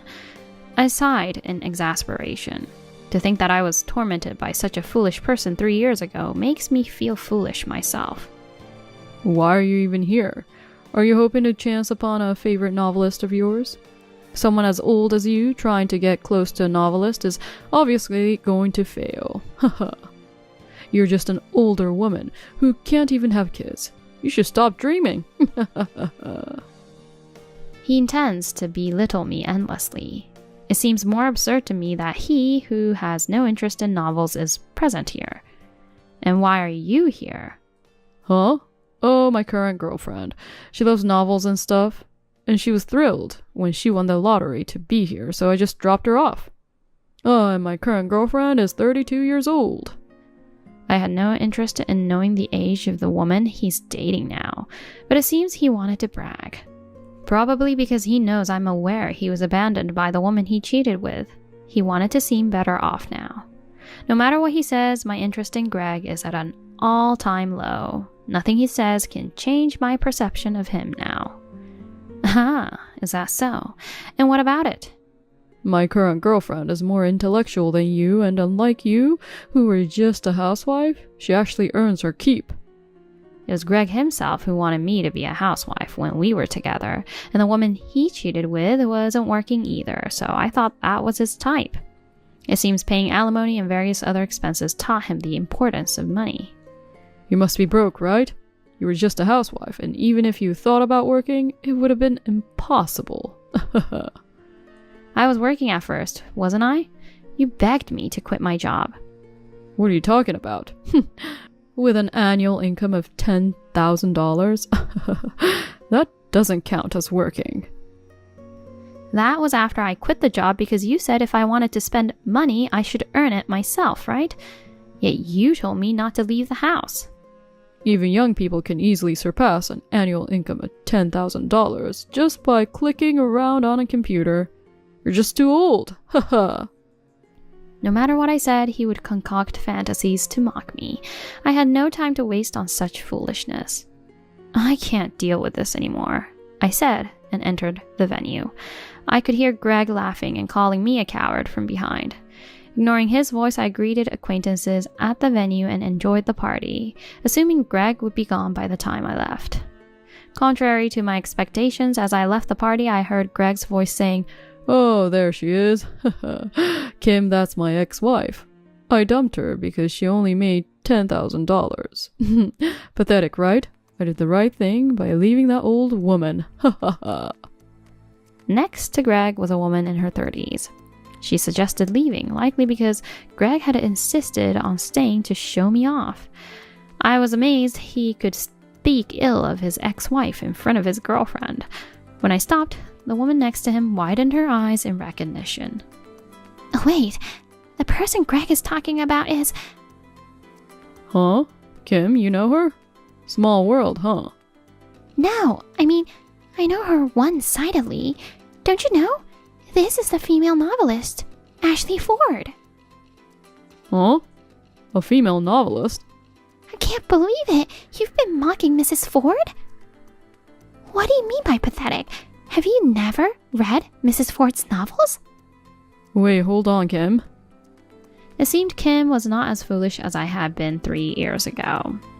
I had been a writer, but had to pause my career due to household responsibilities. Even though I was a writer, Greg disliked if I couldn't manage household chores, leading me to gradually reduce my writing time. I had worked while writing novels before marriage, but after getting married and quitting my job at Greg's insistence, I also had to stop writing. Interestingly, Kim had read an essay I wrote about almost giving up writing. You're the reason Mrs. Ford almost gave up writing? Unforgivable. I thought I finally found someone decent on a dating app, and then this? I can't believe it. I'm done with you. With that, Kim walked away angrily, ignoring Greg's plans to wait and threatening to call the police if he followed, calling him a stalker. Greg glanced at me and I said, "Looks like you got dumped. Who's pathetic now?" And just so you know, I've been very happy since you left. So please, don't try to involve yourself with me again. If you do, I'll have my lawyer send you a warning. I offered to drive Kim home since Greg had brought her and she had no ride back. She apologized for reuniting me with such a man, but we soon found common ground in discussing novels and became friends. After Greg's incident, it seems he couldn't stand the thought of losing Kim, whom he had just started dating after a long time. Despite Kim's lack of interest in rekindling their relationship and her immediate action to consult the police, Greg persisted. Kim moved quickly to a highly secure apartment, but Greg, mistakenly thinking she hadn't moved, broke into her previous apartment and was arrested for trespassing. Hearing this story from Kim, I couldn't help but laugh. This ensured that Greg would no longer trouble Kim or me. Now, I occasionally meet up with Kim to chat over coffee about the novels we've read or go to the movies together, thoroughly enjoying life.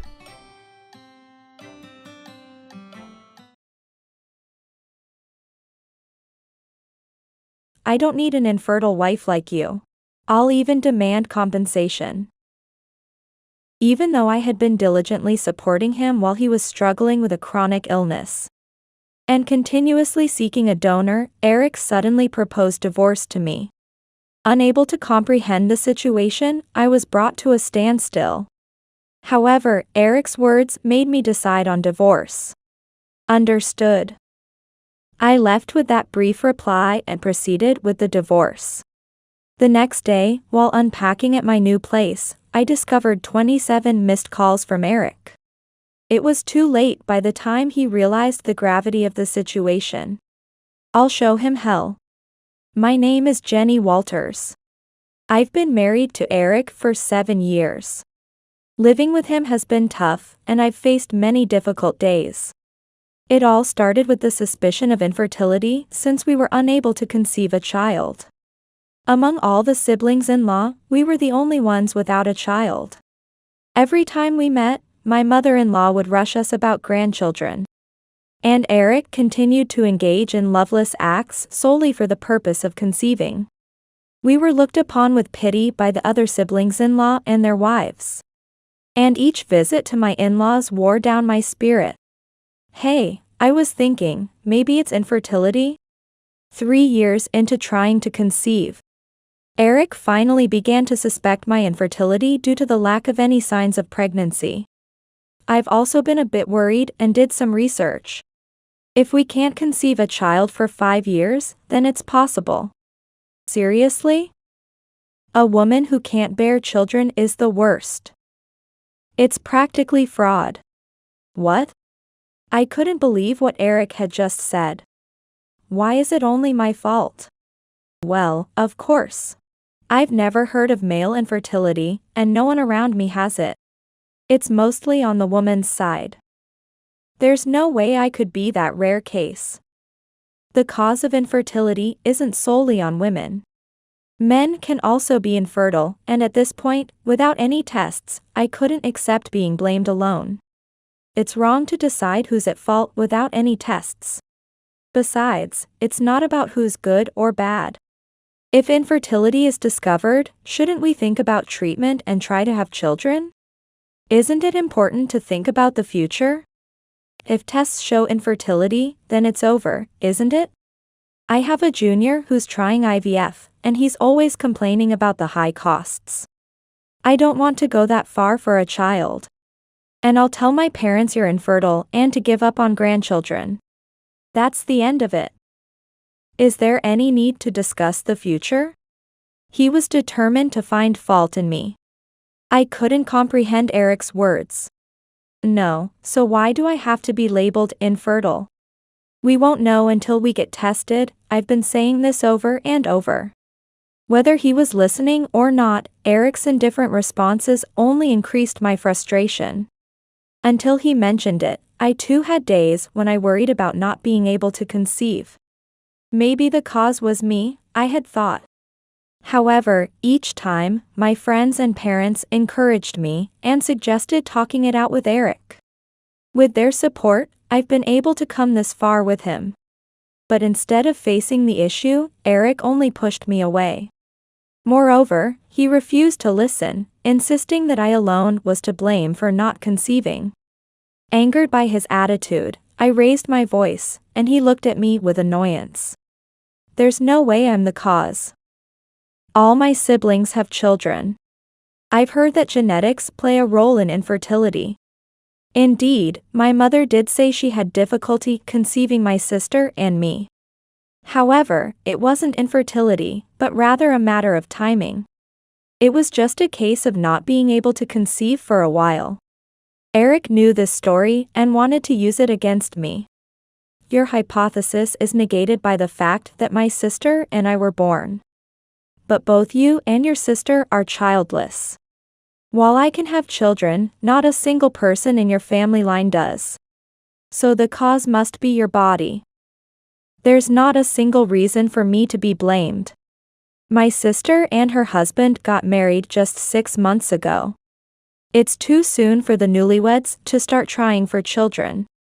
Eric, making such assumptions without understanding even this, infuriated me. So, you insist on blaming me. It's not my fault, it's yours. If you say so, let's get properly tested. You're confident about your seed, aren't you? Then, let's go for a test together and clarify things once and for all. Regardless, I wanted to know whether I am infertile. Even if something happens between us and we get divorced. When I marry someone new and we try to have children, I want to know if it's a possibility. I wanted to be aware of that. This discussion made me consider divorcing Eric. Unaware of my thoughts, Eric easily took the bait. Fine. Since it's your fault anyway, I have no problem getting tested. Thus, we decided to undergo infertility testing together. However, right after this incident, Eric's chronic illness was discovered. The diagnosis was stage 5 chronic kidney failure, a level requiring dialysis treatment. Your husband's kidney failure is at stage 5. It's terminal, but it doesn't mean his life is in immediate danger. Dialysis treatment can maintain his current condition. I doubted what the doctor told us. Terminal chronic kidney failure? Stage 5? Repeating the words in my head left me blank. I couldn't grasp the doctor's explanation. Mr. Walters will need to visit us for treatment. He will come 4 times a week for blood dialysis, each session lasting 4 hours. If there's no improvement, we'll proceed with peritoneal dialysis, requiring hospitalization.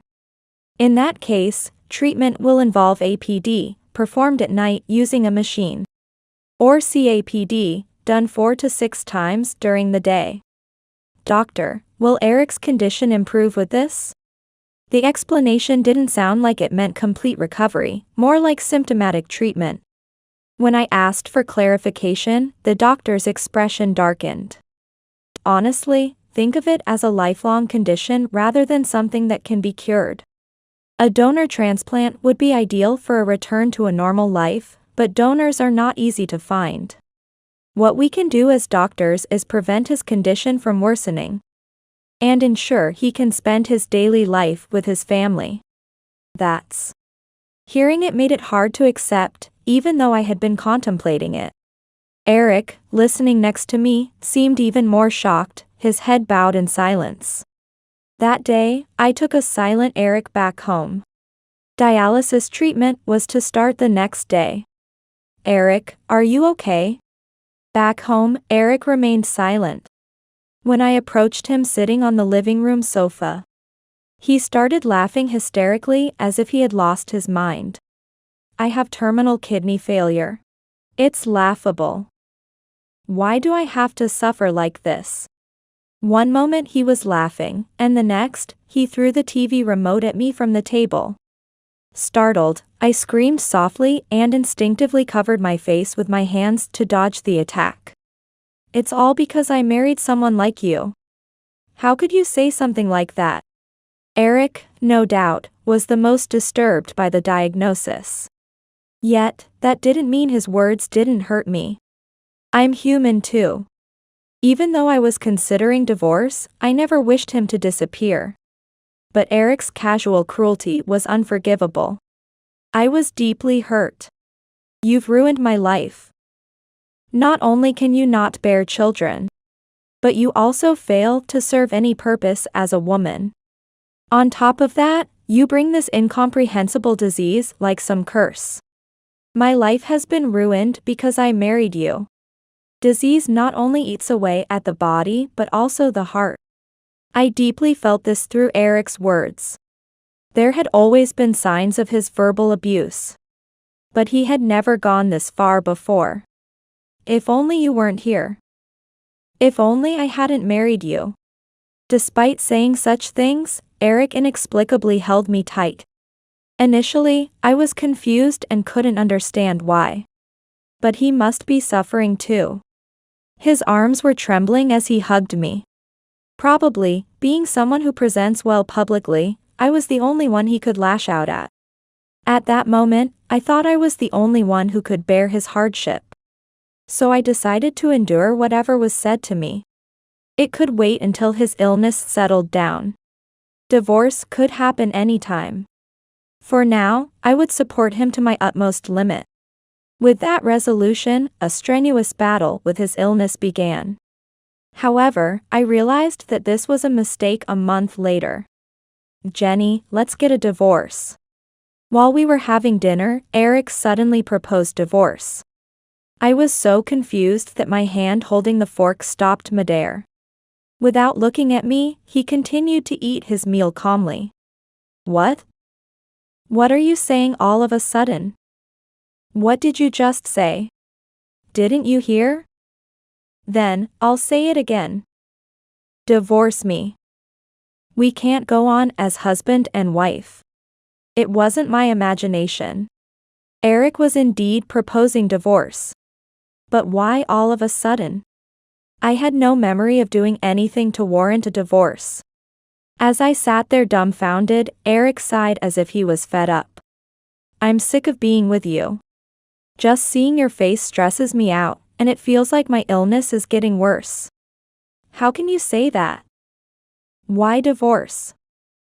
Haven't I supported you all this time? Supported me? Hearing my words, Eric scoffed and said something unbelievable. It's because of you that I got sick, and we can't have children. You've brought me to the depths of misfortune, and you talk about support? Don't make me laugh. Eric angrily put down his chopsticks and spoke irritably. I had reached my limit with his attitude and the way he spoke. Why do you blame everything on me? It's not like I caused you to fall ill. And as for not being able to have children. So, you're saying it's my fault. Eric was probably overwhelmed by his illness. He might not even remember going for the tests together. He cut me off, not giving me a chance to argue back. If we had a child, I would have had hope to live. But there's no such motivating presence. Being with you, my life is doomed. That's why, let's get a divorce. I can't stand being with you. I understand. After being told so much, I couldn't feel a single bit of desire to support him. I had thought to wait until his illness improved a bit. But that time was wasted. To him, I was nothing more than a curse. Feeling this painfully, I accepted his proposition. Thus, our divorce was decided. I would leave the house within the week. While Eric was at the hospital, I started preparing hastily, including picking up the divorce papers from the city hall. Then, by chance, I ran into Mandy Collins, a mutual friend of ours, at the city hall counter. She was the one assisting me. Jenny? What happened? Is something wrong? Mandy, who had attended our wedding, was quite shocked to see me coming to pick up a divorce form. The moment Mandy kindly spoke to me, everything I had been holding back suddenly burst out, and I cried uncontrollably inside the city hall.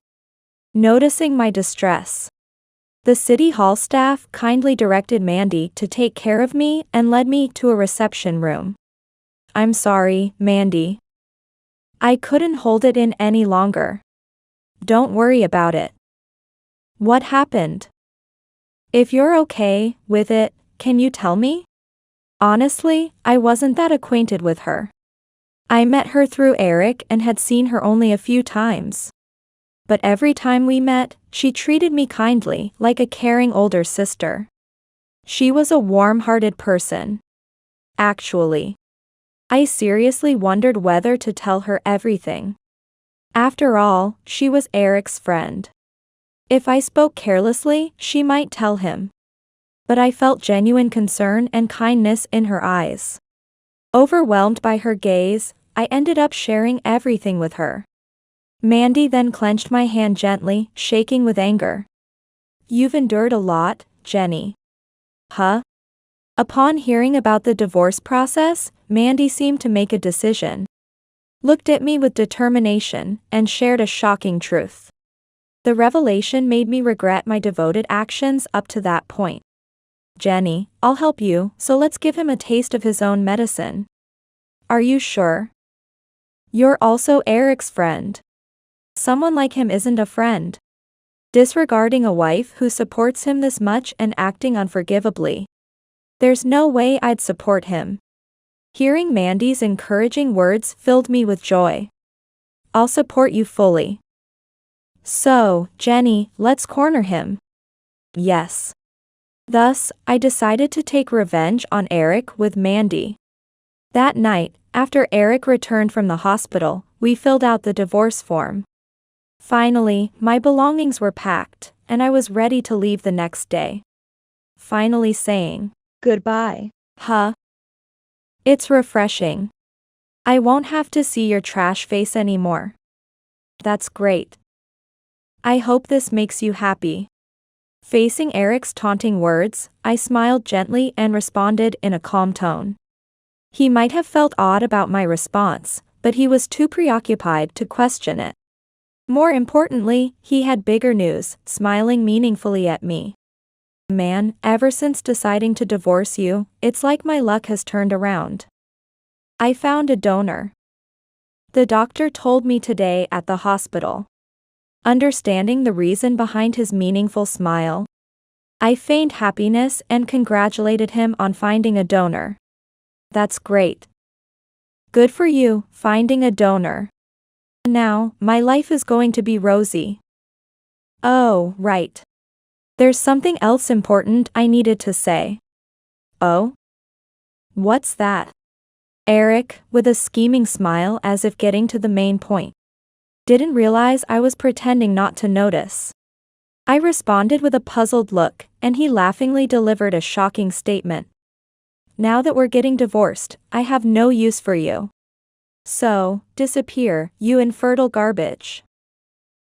I'll also claim compensation. It's all your fault that my life has been this miserable. It's only what you deserve, right? Astonished by Eric's words, I inwardly scoffed. He must truly believe I'm unaware of anything. The one oblivious here is Eric. While internally mocking his foolishness, I agreed to his words. Understood. With that short reply, the next morning, after submitting the divorce form at the city hall, I left the house. That evening, after work, I met up with Mandy and we headed to my new place. Is that all for the unpacking? Yeah. Thank you so much. I never expected you'd come to help, too. What are you talking about? This is no big deal at all. Despite being tired from work, Mandy, along with her friends, came over to help me move. Mandy, well liked by everyone, managed to gather a bunch of people to help me, a stranger to them, with my move. Hasn't someone's phone been ringing nonstop? I think it's Jenny's. I heard a vibration sound coming from her bag. Rushing to check my phone, I saw 27 missed calls. All from Eric. Finally noticed, it's pointless for him to call now. As Mandy and I shared a laugh over the expected turn of events, Eric made another call, adding pressure. Answer it. I'm curious about how he's reacting. Put it on speaker. Mandy was clearly enjoying the situation. Following her suggestion, I answered the call on speaker, and Eric's agitated voice came through. Jenny, what the hell did you do? This isn't over by a long shot. Eric started off with aggressive language. His tone made the men around us pause their work to listen in. What are you talking about? You need to explain what you mean. Don't play dumb. You refused my donor offer, didn't you? As expected, the conversation turned to the topic of the donor. I almost burst into laughter. The donor Eric mentioned was me, and earlier that morning, I had explained everything to the doctor at the hospital. Having divorced, I refused to be his donor any longer. I'm not your spouse or anything, so of course. Don't mess with me. You accepted the donation once. Just give me your kidney. Oh, how barbaric. I don't have any organs to donate to such a rude person. Continue your treatment until a new donor shows up. Eric, revealing his true nature, yelled and raged. After I responded in a way that irked him even more, Eric seemed to lose his cool even further. You'll pay for this. Including for refusing the donation. I'll demand double the compensation. That's pointless. What? He must have thought he could intimidate me into submission with threats of financial demands. However, I was not to be deterred because I was prepared to push back. Since you mentioned compensation, I hired a lawyer, too. So what? You think you can beat me with that? Haven't you realized? I didn't hire a lawyer to protect myself. It's to demand compensation from you. What? Eric's voice was incredulous at my revelation. To his astonished reaction, I delivered a shocking fact. You had an affair while we were married, didn't you? What? The moment he heard the word affair, Eric clearly became flustered. He had started an affair shortly before his illness was discovered and had been fooling around. Mandy testified to this. Mandy previously witnessed Eric and a woman entering a hotel, and was shocked to recognize the person. I never imagined you'd get back together with your high school girlfriend. You told me you'd cut ties and didn't even keep her contact information. That lover was none other than Lindsay Reed, Eric's high school girlfriend. A person I also knew. Lindsay works at the city hall, right? Apparently, she's been blabbing about everything to anyone. Thanks to her, I quickly gathered information. That you two were secretly meeting without my knowledge and that she's pregnant. Eric choked on his words upon hearing the mention of a child. confirming the accuracy of this information. You brought up divorce because Lindsay got pregnant, didn't you? You must have been threatened to divorce me. Or she'd spill everything to our high school friends and ruin your life. Lindsay was Eric's first girlfriend. The reason for their breakup was Lindsay's cheating. However, Lindsay remained a special person to Eric, being his first love. Although I realized this, I never thought they'd get back together. I reassured myself that it would be fine since they had parted ways. I never thought you were still connected to her. But it must have been convenient for you, right? We didn't have kids, and Lindsay was your type. So you decided to dump me and brought up divorce. Eric, having been seen through, gasped and stumbled over his words. Lindsay had been bragging about their affair at her workplace. Mandy overheard this and confirmed their relationship, intending to inform me when we unexpectedly met at the city hall. She became my ally because she knew everything. So, you mentioned demanding compensation from me because we couldn't have children. But you'll be the one who's going to suffer. I'm fully prepared to fight back against you. But it was actually your fault. Lindsay and I could have a child, but with you, nothing. This proves there's nothing wrong with me. Eric, in panic, inadvertently provided evidence of his affair and impregnating another woman. Turning to Mandy, I was relieved she had recorded everything, providing new evidence. With the men around us as witnesses, Eric had no way to deny his actions. Remember when we went for fertility testing together? Huh? That test. Prompted by my question, Eric seemed to recall. He exclaimed as I prepared to reveal the results. About the test results, there was no issue with me. What? Confused, Eric must have been puzzled on the other end of the line. He let out a baffled cry. The results showed the fertility issue was with you, Eric. You were the one without sperm. Eric, the one without sperm, was speechless at this shocking revelation. Meanwhile, frantic noises could be heard from his side. If you don't believe me, I can show you the evidence on a video call. Look at your phone screen. Saying so, I kept the call on speaker and activated the camera. The call shifted to a video call on Eric's end. And the moment I showed the medical report I had received from the hospital, a high-pitched voice came from beside him. Wait. Eric, listen to me. Lindsay was next to him, attempting to grab his phone. Lindsay, what the hell is this? Explain. Eric, filled with rage, glared at Lindsay as she frantically tried to deflect the blame towards me. It's not like that. This is. Come on, don't tell such ridiculous lies. There's no way Eric could be sterile. Caught in an unexpected situation, I was exhilarated. The drama unfolding was like something out of a daytime soap opera, capturing the keen interest of the men around us. Amidst the chaos, Mandy cheekily appeared on the call screen. Oh look, it's Lindsay. What are you doing there? I thought you had a date with the rumored handsome businessman today. Mandy. Both Lindsay and Eric seemed surprised to see Mandy on the screen, making the situation amusingly awkward for them.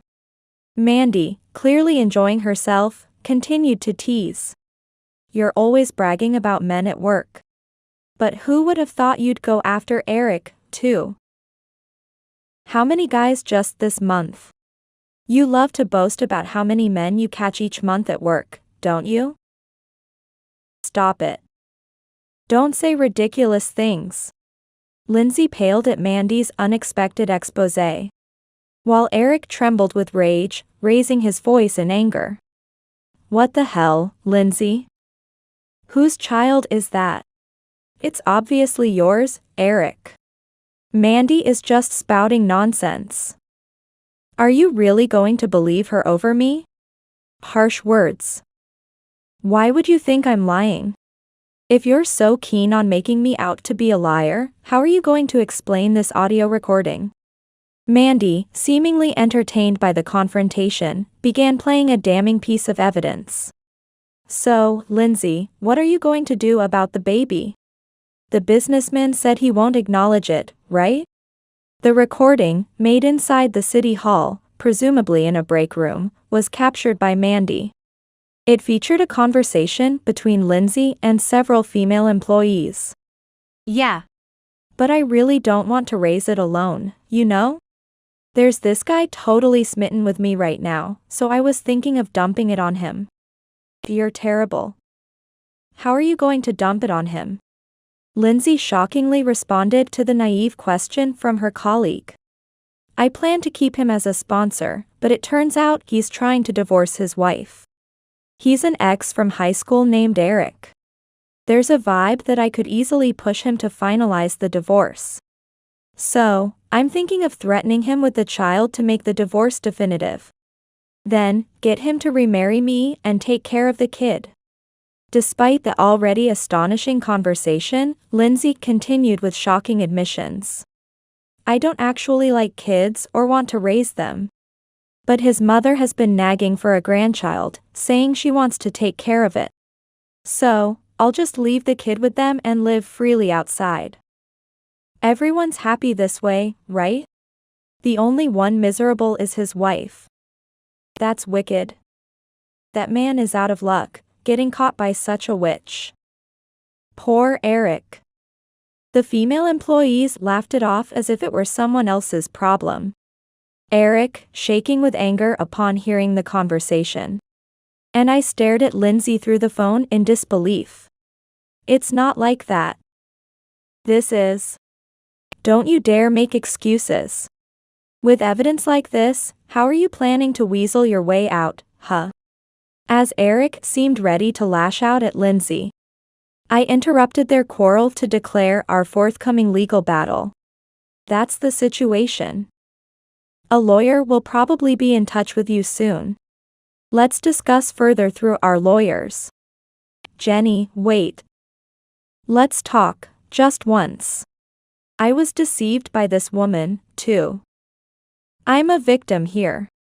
If it weren't for her, we could have worked things out. So please, give me a chance to talk.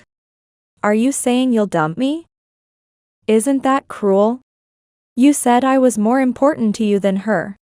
Never in my wildest dreams did I imagine getting entangled in such a scenario. Disgusted by the messy turn of events, I gave them both a weary look.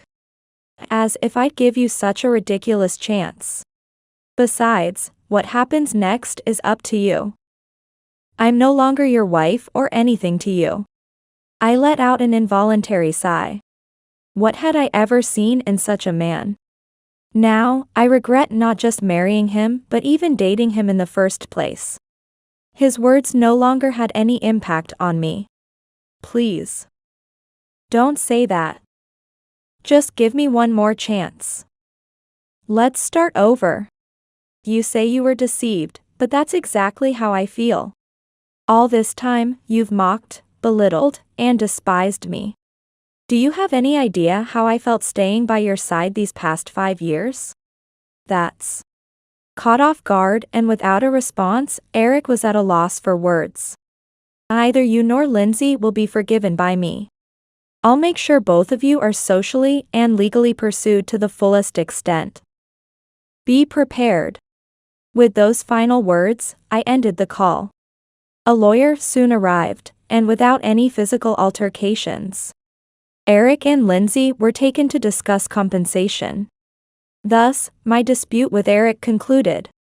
Afterwards, I filed for a substantial amount of compensation from both Eric and Lindsay. Despite his threats, Eric hadn't prepared a penny. He thought that by intimidating me, I'd succumb and agree to donate my kidney. He confessed as much during the proceedings. As for the compensation, Eric, who earns a meager salary, couldn't possibly make a lump sum payment, and his savings were quickly depleted. Now, he's burdened with monthly payments. After breaking up with Lindsay and losing his home, Eric had no choice but to return to his parents' house, only to be rejected. His parents were furious, refusing to let someone who brought shame upon their family cross their threshold.